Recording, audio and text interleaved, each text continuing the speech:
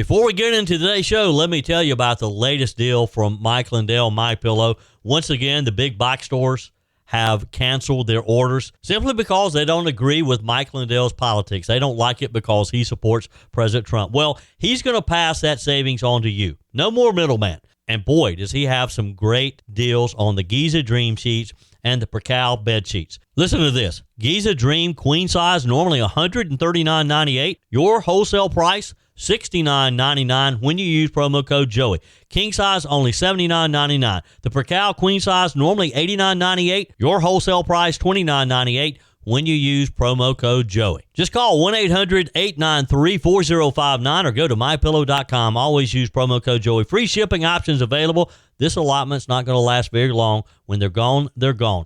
mypillow.com.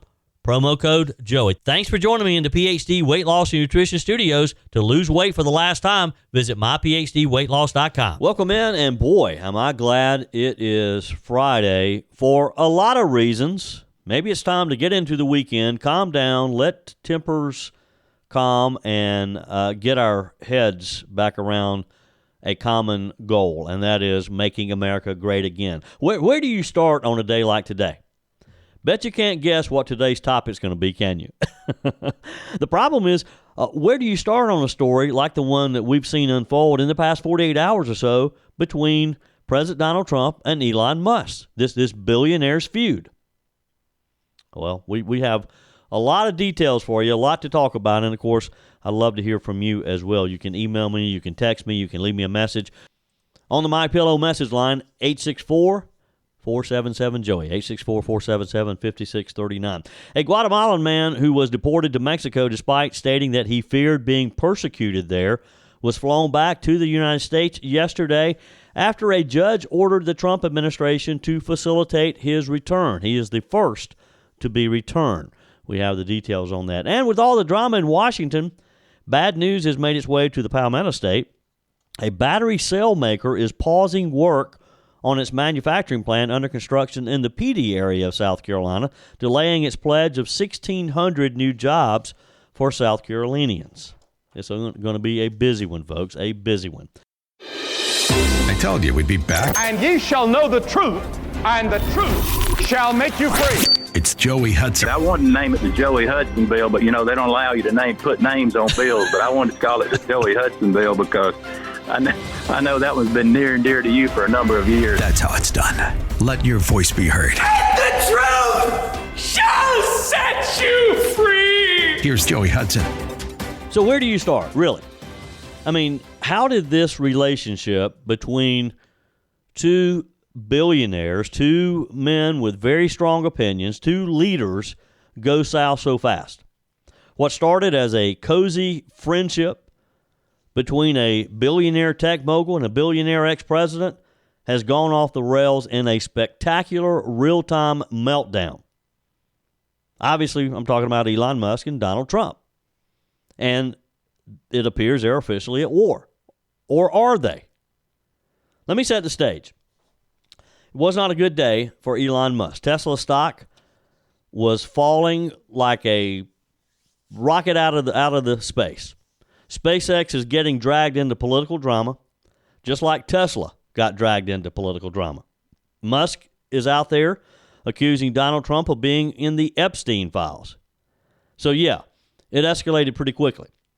It all started, believe it or not, of course, over Trump's so-called one big beautiful bill, a sweeping GOP tax cut and spending plan that President Trump has been promoting as his post-election victory lap. He called it the biggest tax cuts in history, like he's handing out free money. But Elon Musk, he's not buying it. Elon Musk says it is a disgusting abomination. Musk went nuclear on social media this week, accusing Congress of loading it with wasteful pork and exploding the deficit. And let's be clear, Musk is not some random keyboard warrior here. He was until recently the head of Trump's own Department of Government Efficiency, DOGE, as we all became so very fond of. So yes, it's a government-sanctioned position that he was able to spend 130 days on. But now, Musk is back in the private sector, and instead of quietly building rockets and cars, he's lighting political fires. on his platform X, he unloaded saying that he can't stand it anymore, blasting the bill as reckless, as corrupt, and loaded with giveaways. And here's where it gets interesting. Tesla's investors appear to be freaking out. The minute Musk ramped up his criticism of President Trump and the GOP bill, Tesla stock plunged 14% in a single day. The worst drop the company's seen since 2021.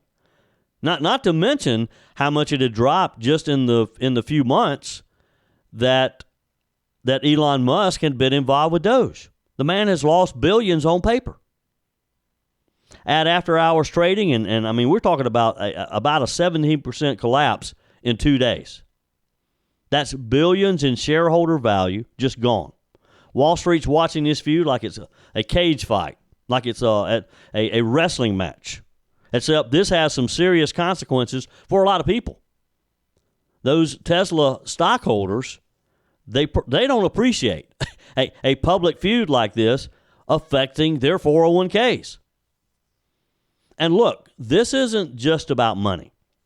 This is about what happens when you have two very opinionated people, two men who are very powerful personalities, and they're going head to head. And they take their followers with them. Just last week, think about this. Just last week, President Trump was giving Elon Musk a ceremonial key to the White House as Musk was leaving his official duties with DOGE.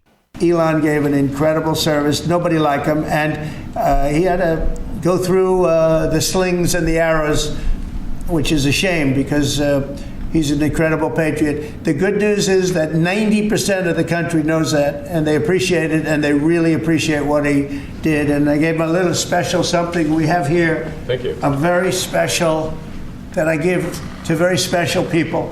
I have given it to some, but it goes to very special people, and I thought I'd give it to Elon as a presentation from our country. Thank you. Thank you, Elon. Thank you. Take care of yourself. Thank you. I think the DOGE team is doing an incredible job. They're going to continue doing an incredible job, and I'll continue to be visiting here and be a friend and advisor to the president. And I look forward to time spent back in this amazing room. So how do you go from that to where they are now? Look, President Trump didn't take Musk's comments lying down. He was silent for a period of time, but he came back swinging during a press conference when with German Chancellor in the room. By the way, don't you know that what's his name, Friedrich Merz? Don't you know he's thinking, what have I put myself in the middle of here? Trump said, though, in the news conference in the Oval Office, that he's very disappointed in Musk, accusing him of turning on the GOP after everything that they've done with him. And then he dropped the hammer. Trump threatened to cut all government contracts and subsidies for Musk's companies. We're talking Tesla, SpaceX, Starlink, all of it. He said it's the easiest way to save billions in the budget. Just casually nuking one of the biggest government contractors in the space sector like it's a line item. Musk fired back with a post that said, without me, Trump would have lost the election. Dems would control the House. The Senate would be 51-49. Basically, he pulled a full-on I made you to the president. But that was nothing compared to what he followed up with. He then came with a kill shot. Musk wrote, and I quote, "Time to drop the really big bomb. Trump is in the Epstein files. That's the real reason they haven't been made public. Have a nice day, DJT." Wow. Now let's be clear. There is zero public evidence backing that claim. It's a scorched earth tactic. It stunned both sides of the aisle. You had U.S. senators being interviewed yesterday while this was going on, shaking their heads, thinking, how did we get here? But it also showed that this feud is not just about taxes or spending. It's gotten very personal now, deeply personal. I mean, as you kind of saw this unfolding, did you, like me, think this is like a couple of teenage boys in high school who've gotten upset with one another, and they're just trading barbs? They're trying to see who can hurt the other the worst. Trump hit back on True Social, calling Musk ungrateful suggesting that if he wanted to save the country money, he'd cancel every contract Musk has. So what does Elon do? He announces that SpaceX is beginning to decommission its Dragon spacecraft, the same one used to ferry astronauts and cargo to the International Space Station. In other words, if you're cutting me off, I'm cutting you off from space. And look, this isn't just political theater anymore. This is real-world consequences. SpaceX is critical to both NASA and national security missions. Tesla's a major player in the U.S. EV market. The two men sparring like, again, WrestleMania, while billions of dollars in core infrastructure hang in the balance. That is a big problem, folks, and it affects a lot of people. Do you feel like you're in the twilight zone? Really?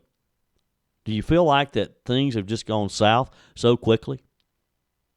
Text me, email me, joey@joeyhudson.com. You leave me a message on the MyPillow message line, 864-477-JOEY. Joey Hudson here. America is facing a health crisis, and the answer isn't more meds. I lost over 30 pounds on the PhD weight loss plan without Ozempic or any weight loss shots.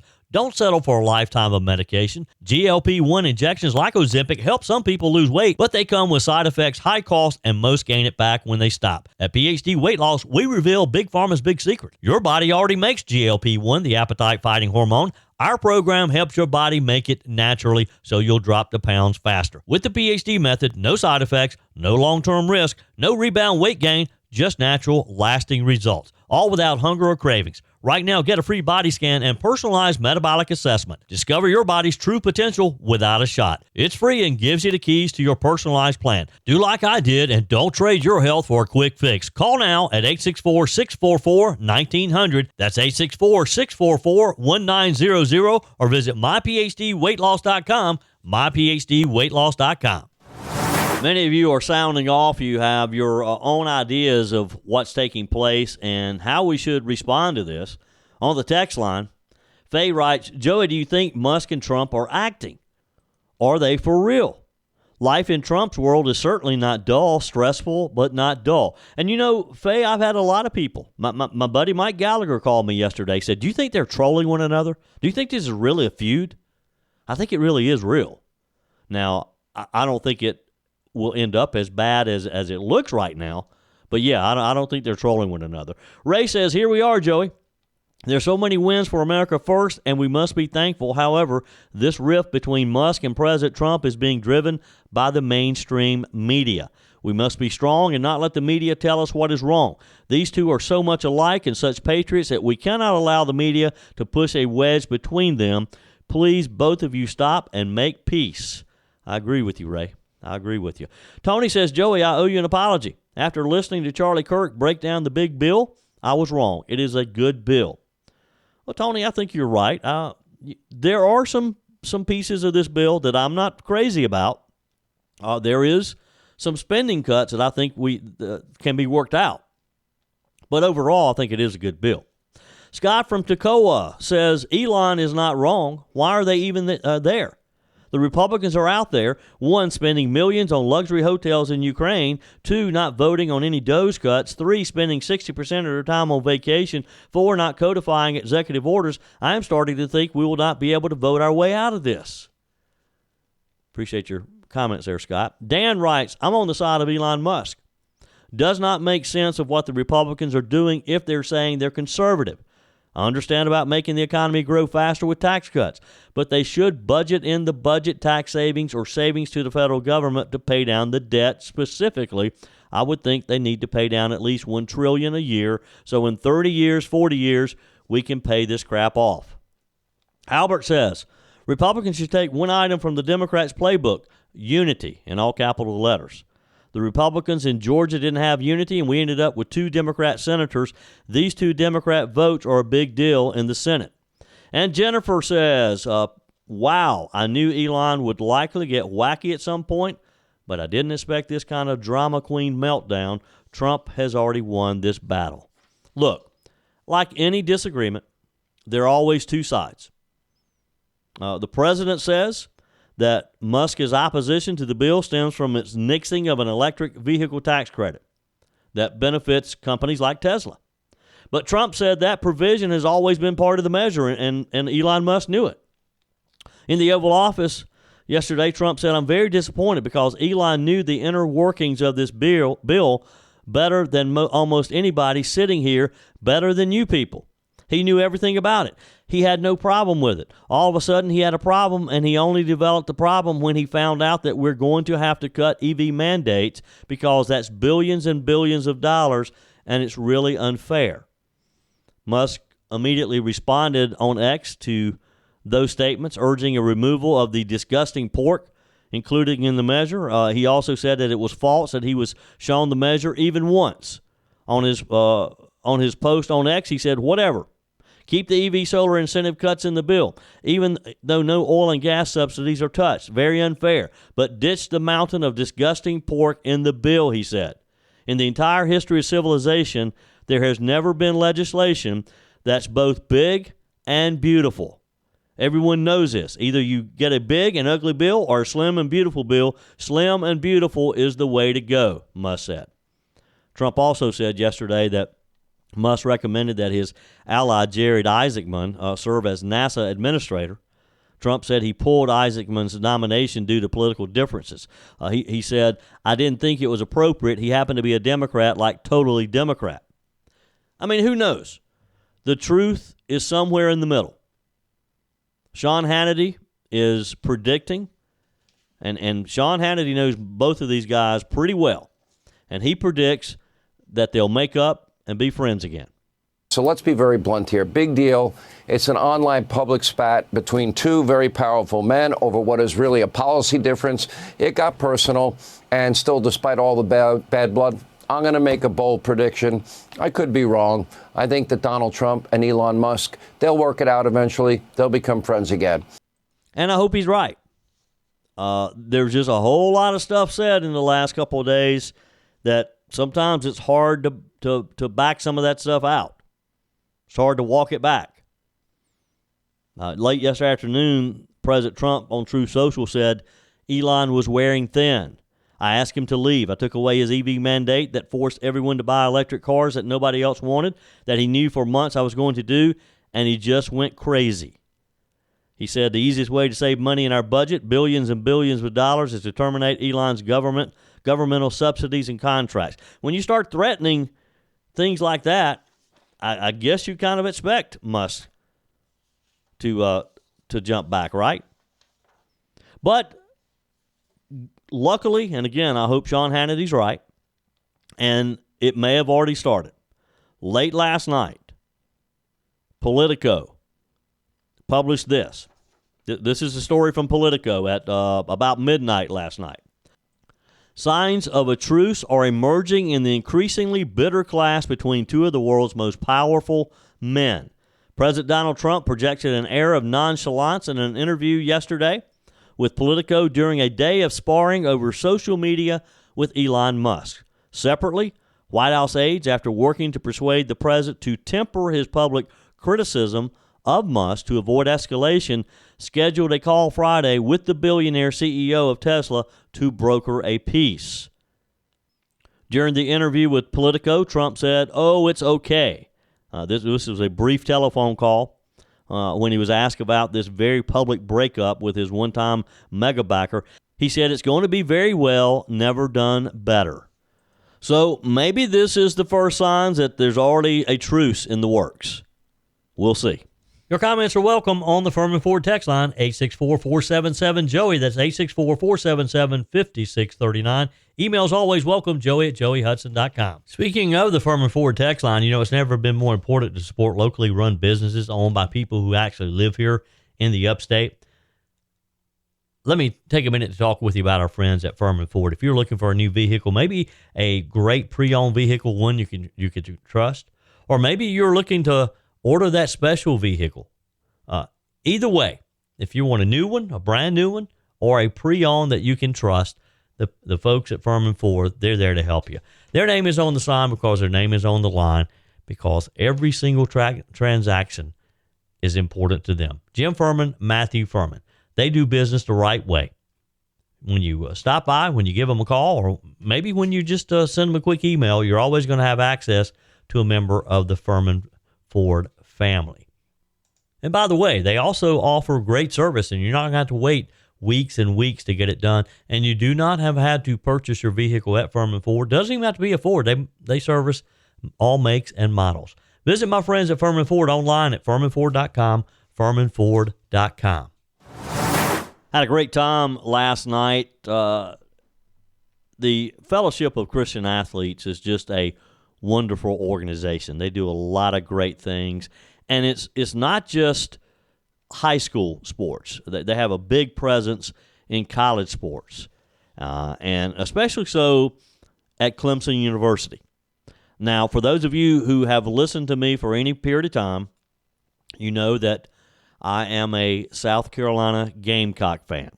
My sweet wife her blood runs orange. She loves Clemson, grew up in Clemson. And quite honestly, I like Clemson too. Clemson is a great school. I've probably been to more Clemson football games than I have been South Carolina games, particularly in recent years. And I always pull for and support Clemson, except that last game of the year when they're playing against my Gamecocks.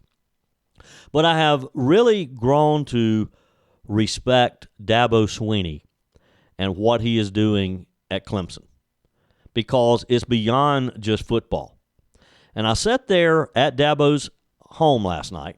Each year, he opens his home, he and his sweet wife, Kathleen, to people to come and hear about what the Fellowship of Christian Athletes are doing on the Clemson campus. It's a fundraiser because Dabo and the Clemson sports program, they allow FCA to be on campus, and they have a big presence there, not just football, but all sports. But it's all privately funded. And Dabo and his wife, they do this fundraiser every year. And it's just a great group of people, and I love going. Dabo has a beautiful home, but the program consists of they choose several of the players. Last night it was Cade Klubnik. It was one of I guess it's Will Sweeney, Dabo's youngest son, and a couple of new guys that I really didn't know.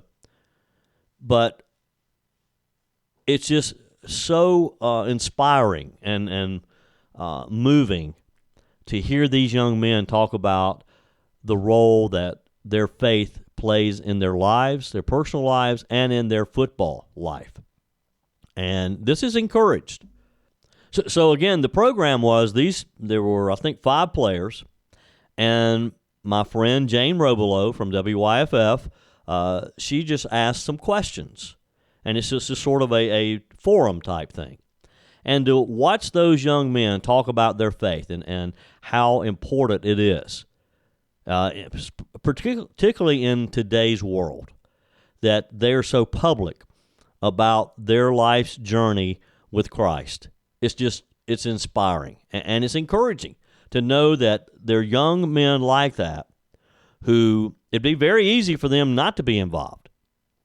But these are leaders on the Clemson football team who love to talk about Jesus. And I tell you, it was a great evening. I always enjoyed. If you have a chance to support Fellowship of Christian Athletes, let me encourage you to do so. Go to their website and make a donation. Peg and I certainly support them as well.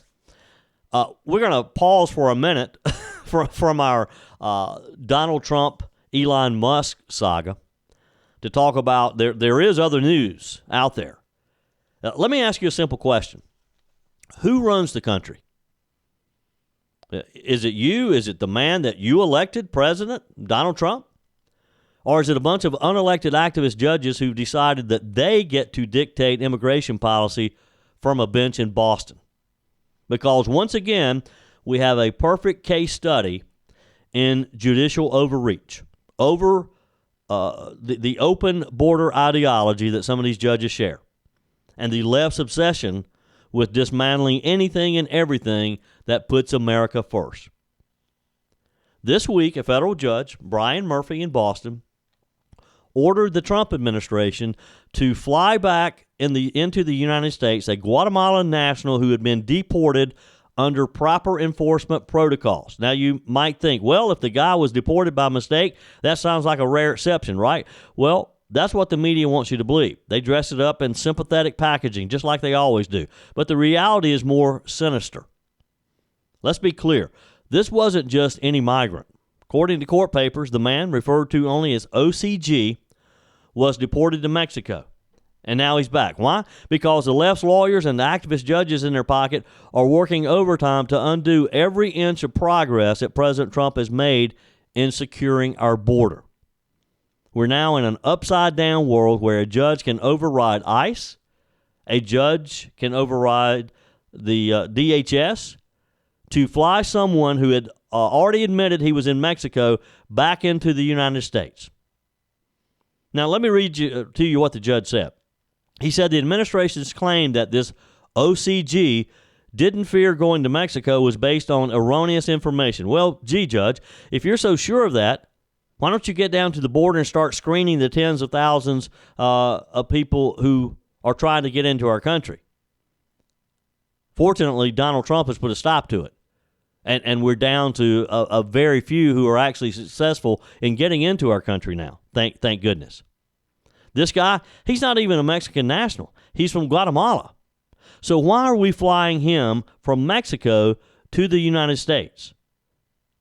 Well, this judge wants to be compassionate. He wants to give this guy every opportunity to state his case. Now, I don't know that the guy even is arguing with the fact that he was here illegally. He's just arguing with the fact that he was very inconveniently rushed out of the country pretty quickly.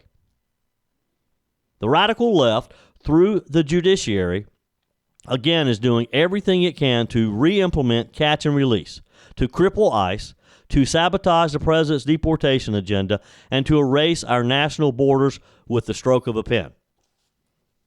And here's the real problem. This individual, we're told, is a gay man who feared persecution in Guatemala. He fled in 2024. That's what his lawyers say. And you know what? I don't doubt bad things happen in Guatemala. But does that automatically entitle someone to stay in our country, in our neighborhood, to be supported by our tax dollars? We can't save the whole world, folks. No way can we. This is America. Our leaders are supposed to work for the American people first, not turn us into a dumping ground for every crisis the world throws up and brings to our doorstep. And now we're flying people back in, people who ICE at DHS said should not be here, and they sent them back home. I mean, this is a dangerous precedent that the judge just set. You don't like deportation? Well, lawyer up. Claim trauma. You get a first-class flight back to LAX, courtesy of the American taxpayer. Let me ask you this. How many Americans get this kind of treatment when government screws up? Where's the judge ordering the IRS to fly a wrong small business owner to Washington for a do-over? Where's the judge ordering a return flight and a full apology when our veterans get booted from their VA appointments? But when it comes to foreign nationals, the red carpet is rolled out. Got to do everything right. Got to take care of them. It gets worse. Tricia McLaughlin, spokesperson for the Department of Homeland Security, called this judge what he is, an activist. She said, I'll quote, the ruling gave OCG, I don't know who OCG is, that's how he's being identified, an opportunity to prove why he should be granted asylum to a country he has no past connection to. This man has no connection to the United States. He entered through Mexico illegally. He was not detained abroad. He voluntarily returned to Guatemala after facing detention in Mexico, and now he's coming back to the U.S. courtesy of this judge. I mean, what kind of system is this? Oh, and by the way, this isn't an isolated case. Another man, Kilmar Abrigo Garcia, remember that name? Who was deported to El Salvador despite a stay of removal, remains trapped there because of administrative delay. So we have two cases, both used by the left to bludgeon the Trump administration. But what's the real agenda here? It's simple. The left wants to flood the courts with class action suits to block deportation permanently. This judge issued an injunction banning the government from deporting migrants to countries other than their own without a hearing on safety concerns. How many loopholes does that open up? Endless. You can't deport them to Mexico. You can't send them back to Guatemala if they say they're gay. You can't send them back to El Salvador because they claim threats. You can't send them to South Sudan even if they're not from there because now a judge says that's not safe either. Wow. Wow. Well, I got news for you, folks. If every country becomes unsafe, then our immigration policy is over, period. We're going to be flooded with these illegals. This is how they do it, not with legislation, not with elections, but with lawsuits, with loopholes and left-wing judges in robes acting as social justice warriors. That's exactly what this guy is a social justice warrior. And here's where I'm going to call out the GOP establishment. Where are you? Why aren't you on the House floor tonight demanding that Congress rein in the judiciary? Why aren't you holding hearings on the judge's order? Because if we don't fix this now, we're going to be importing legal chaos for years to come. As I mentioned earlier in the show, this rift between Elon Musk and Donald Trump, it's more than just two men who are having a disagreement. Two very powerful, very rich men who are at odds with one another. Because it's affecting a lot of people. It's affecting you and me, maybe in ways that we don't know. The drama in Washington is causing some bad news in South Carolina, for example.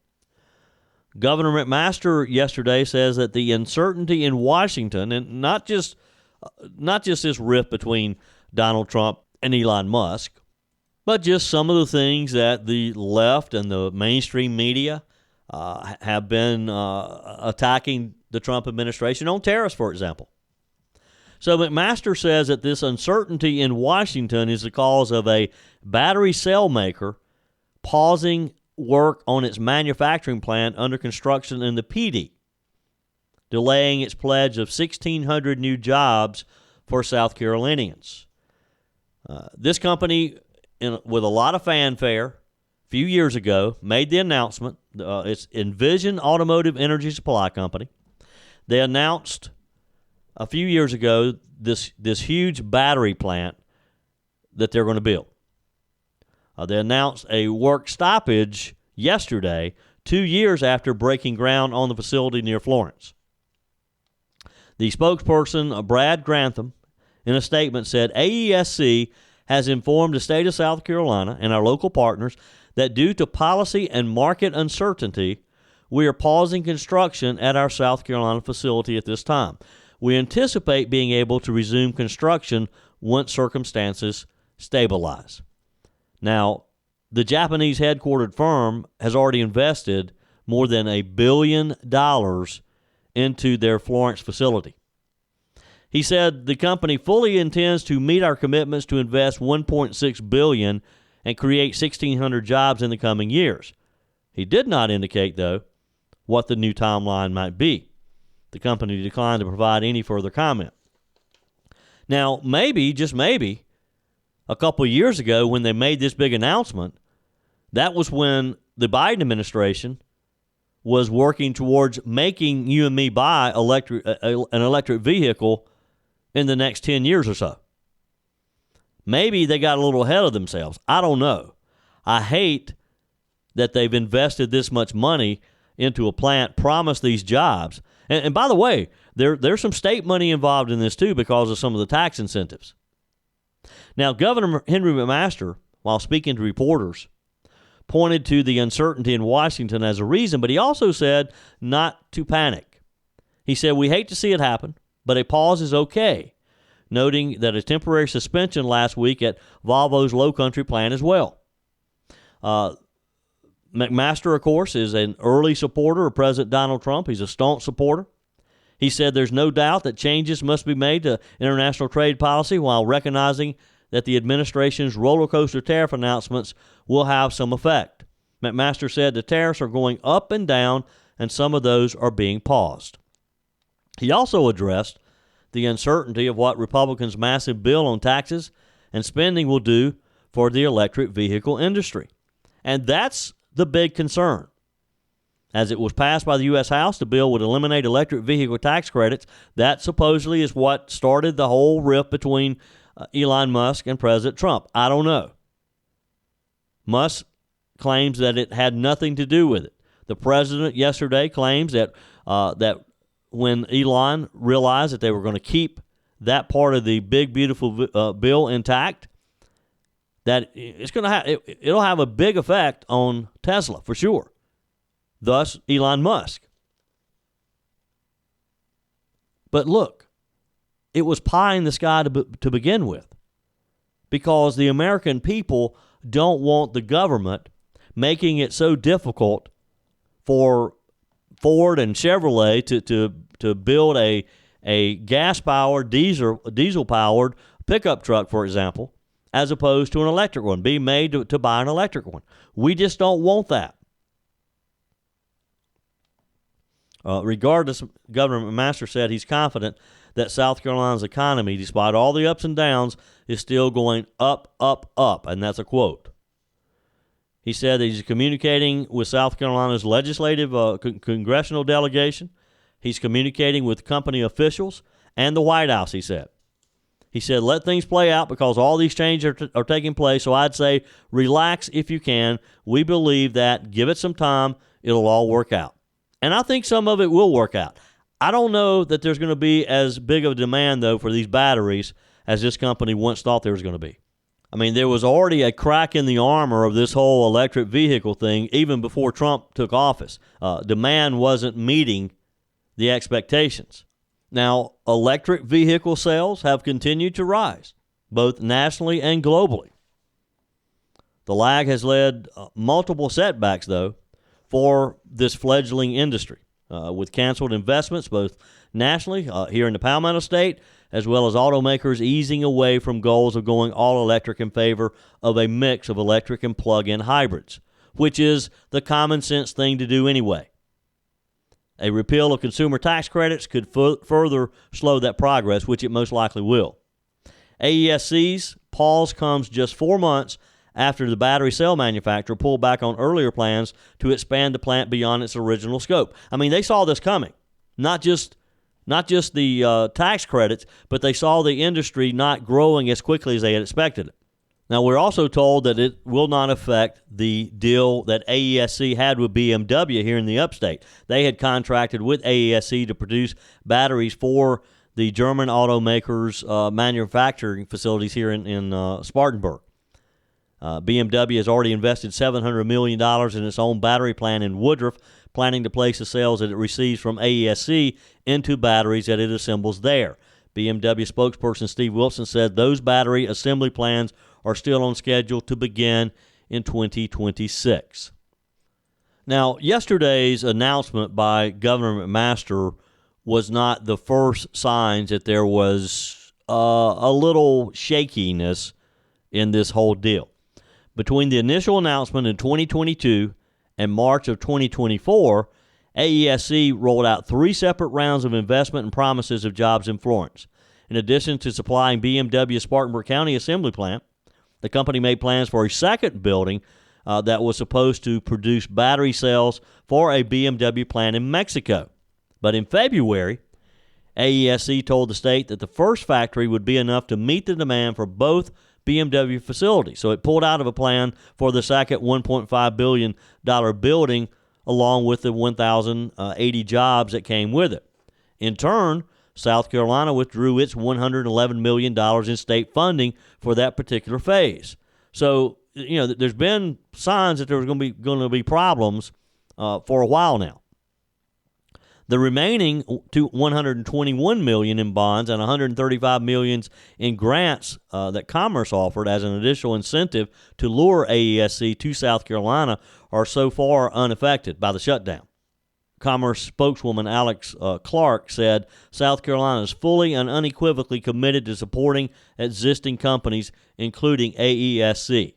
Again, I hate it for the company. I hate it for those people in the Florence area, in the PD area, who are expecting those 1,600 jobs. And I think Governor McMaster's probably right. Eventually, there'll be some jobs there. I can't imagine that this company is going to walk away from $1 billion that they've already invested. But there's certainly signs here that they're reevaluating where they're headed with this, right? I know very little about the automobile industry other than I know what I like and what I like to buy. But I've said all along there's no way that we're going to go to all electric vehicles as quickly as Joe Biden had wanted us to. Not going to happen. It was just a progressive pipe dream. That's it for today's edition of Just the Truth. Thanks for joining me in the PhD Weight Loss Studios. To lose weight for the last time, visit myphdweightloss.com. If you haven't joined my mailing list yet, visit my website, joeyhudson.com. Click on the Connect with Joey button so that you can receive our emails and the most up-to-date news. Also, join me on my YouTube channel. Be sure and like, comment, and subscribe. Just search for Joey Hudson. As always, thanks for spending a few minutes of your day with me. Do me a favor and forward this episode to a few friends. Just click on the share button and send to your contacts. We need to build an army of conservatives to win our country back, and we can do that by continuing to share the truth with our friends and family. Keep those comments coming via the Furman Ford text line 864-477-JOEY. Email to joey@joeyhudson.com, and I love your messages on the MyPillow message line. Again, that's 864-477-JOEY, 864-477-5639. Be sure and take advantage of the MyPillow special, just $14.88 on the standard MyPillows when you use promo code Joey. Order online at mypillow.com or call 800-893-4053. We're back again tomorrow and hope you'll plan to join us. Until then, remember, God's got this. He's still in control.